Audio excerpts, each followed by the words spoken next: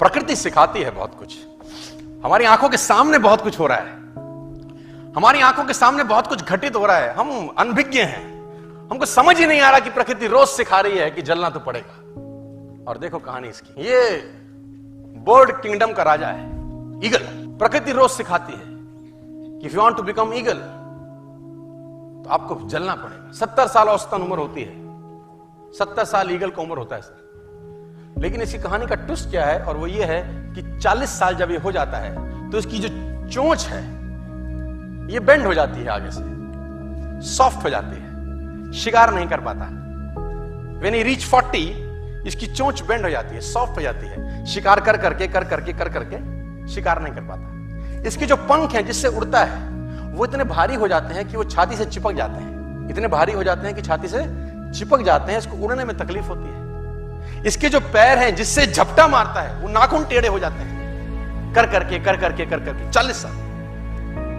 अब इसके पास चॉइस है कि 40 साल के बाद मर जाए, क्योंकि उड़ सकता नहीं है, शिकार कर नहीं सकता, पंख भारी हो गए, उड़ना दिक्कत, शिकार पकड़ नहीं सकता क्योंकि पैर के नाखून खराब हो गए, और पकड़ भी ले तो चोंच से उसको मार नहीं सकता। अब इसके पास चॉइस है 40 साल में क्या वो मर जाए। लेकिन मैं आपको बताना चाहूंगा प्रकृति सिखाती है कि ईगल ऐसा नहीं करता। 40 साल की उम्र में ईगल अपने एरिया की सबसे ऊंची चोटी पर चला जाता है और जो चोंच है उसको सामने वाले पत्थर पे मारना चालू करता है। जब चोंच पत्थर पे मारी जाती है तो पीड़ा होती होगी, और वो पीड़ा सहता है, मार मार के पत्थर पे मार के खून निकलता है, लहूलुहान हो जाता है, दर्द से मर रहा होता है, लेकिन मारता रहता है और चोंच को तोड़ देता है। इसलिए तोड़ता है कि प्रकृति नहीं देगी, लेकिन वो जो तोड़ने का प्रोसेस है वो पीड़ादायक है। सेम कहानी है, जो पैर के नाखून रहते हैं उसको रगड़ता है शिला के ऊपर, रगड़ के तोड़ देता है उसको। कितना पेनफुल रहता होगा।